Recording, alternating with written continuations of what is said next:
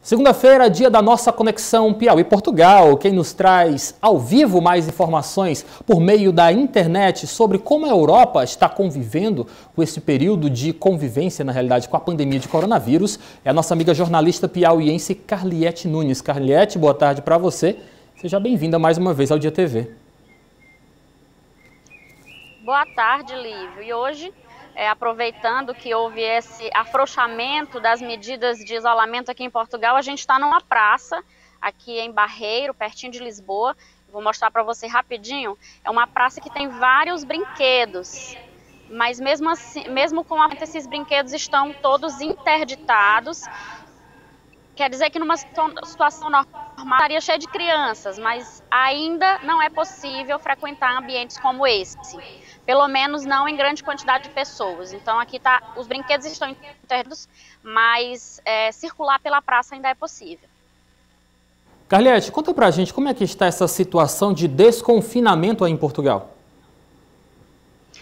Lívio, a gente tem boas e más notícias. Hoje, por exemplo, Portugal registrou o menor número de casos desde que a epidemia teve início aqui. E também uma quantidade bem reduzida de mortes. Foram 9 mortes de ontem para hoje e 98 casos. Desde a semana passada, aliás, há várias semanas Portugal já vem registrando uma redução muito grande de casos e mortes todos os dias. Mesmo assim, ainda existe uma preocupação muito grande, as pessoas ainda temem muito que essa doença possa vir a se alastrar. Eu vou te dar um exemplo. No próximo dia 18, os restaurantes, alguns estão liberados para reabrirem, mas já existe casos de donos desses estabelecimentos que decidiram, por enquanto, não reabrir. Isso porque as regras para reabertura de bares e restaurantes é muito restrita. Por exemplo, a proibição de mesas próximas às outras. Ou seja, nesses estabelecimentos tem que haver uma distância de pelo menos 2 metros. Se você for considerar uma área normal de um restaurante, daria para colocar pouquíssimas mesas. Então, assim, há um receio muito grande, porque é obrigatória a realização de limpeza de hora em hora em alguns restaurantes, providenciar álcool em gel na entrada, mas a maior preocupação mesmo é com relação mesmo a evitar que os frequentadores desses estabelecimentos se esbarrem dentro do ambiente, que é proibido. Mas é muito para manter esse tipo de controle. Então, alguns comerciantes, mesmo com a liberação, estão decidindo não reabrir. Te contar uma situação curiosa que aconteceu ontem. Foi o seguinte, eu junto com o meu marido e nosso filho de 4 anos, a gente foi dispensado por Uber. Por quê? Aqui é o seguinte, táxis e transporte por aplicativo. Está proibido dos passageiros sentarem no banco da frente. Isso aí eu sabia. Mas no banco de trás, mesmo suportando 3 pessoas, os motoristas só podem transportar até 2 pessoas. Então, mesmo a gente sendo uma criança, o motorista de Uber recusou a corrida. Então, assim, as pessoas estão, de fato, sendo muito disciplinadas com relação a essas regras. Só para finalizar aqui a situação de Portugal, as aulas para algumas crianças devem reiniciar agora no dia 18 de maio e outras no dia 1º de junho. Eu vou pedir para o Rafael colocar fotos de como deve mais ou menos funcionar as de aula a partir de agora. Você está vendo aí a distância entre as mesas. Já foi iniciado um trabalho de desinfecção das salas de aula. O governo também estuda dividir as turmas, ou seja, havia uma capacidade X, agora vai ser dividido e vai ser meio X.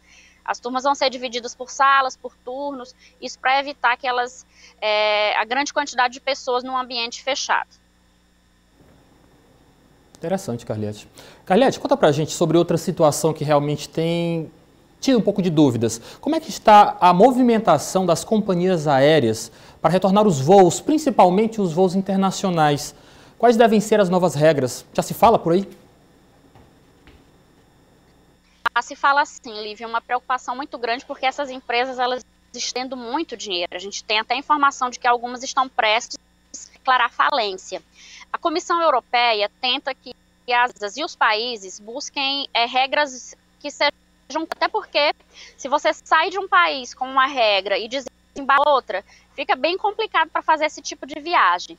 O que a gente sabe até agora é que a Air France já iniciou essa semana alguns voos com as seguintes regras, que devem ser acompanhados pelo menos pelas empresas aéreas aqui da Europa. Elas é a obrigatoriedade do uso de máscara por passageiros e tripulantes. A segunda, essa é interessante, é a medição da temperatura de todos, passageiros e tripulantes. E aquelas pessoas que apresentarem mais de 38 graus vão ser impedidas de viajar. Mas essas pessoas, elas não vão perder a passagem, elas vão poder remarcar sem nenhum custo, mas viajar com febre, acima de 38 graus, não vai mais ser possível. E uma outra coisa, essa tecnologia já foi desenvolvida, já está sendo utilizada.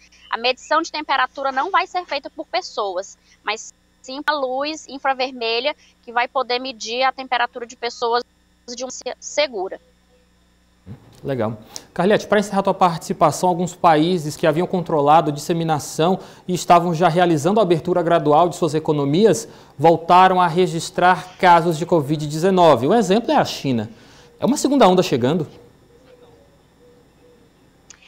É sim, Lívio. E isso é uma notícia muito, muito ruim. Todo mundo que esperava que o pior já tinha passado.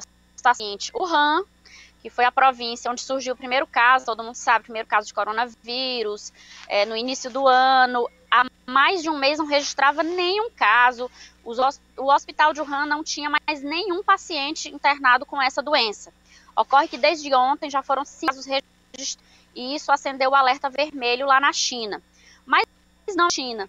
Coreia do Sul, que as pessoas que estão acompanhando sabem que o Sul é um dos países que deu o exemplo de como controlar a doença, realizou testes em massa, confinou as pessoas que testaram positivo e conseguiu controlar a doença, já registrou nesses últimos uma grande quantidade de casos.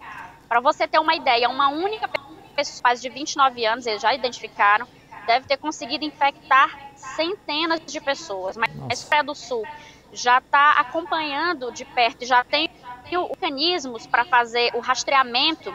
Eles já conseguiram encontrar 1.000 pessoas que podem estar infectadas e já testaram, mas eles estão à busca agora de 3.000 pessoas. Você imagina aí que se metade dessas 3.000 estiverem com positivo, se a Coreia do Sul não identificar essas pessoas a tempo, vai ser uma contaminação inicial e pode vir aí a tão falada segunda, que é o grande medo da China, da Coreia do Sul.